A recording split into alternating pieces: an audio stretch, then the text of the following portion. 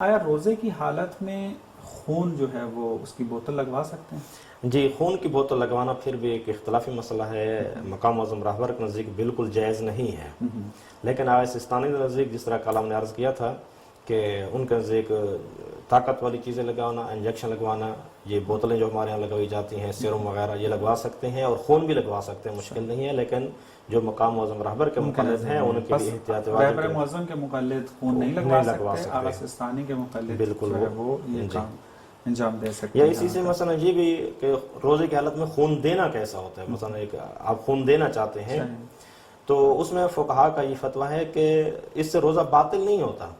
لیکن اگر آپ کا خون دینا، کسی کو عطیہ کرنا آپ کے لیے کمزوری کا باعث بن رہا ہے تو یہ کام آپ کے لیے مکروہ ہے، نہیں کرنا چاہیے۔ روزے کے بعد افطاری جب کر لیں، افطاری کے بعد جائیں، یہ کار نیک و انتہائی بہت زیادہ ثواب ہے اس کا، یہ کام آپ انجام دے دیں، لیکن افطاری تک آپ صبر کریں تاکہ روزے کی حالت میں یہ مکروہ کام بھی آپ سے صادر نہ ہو۔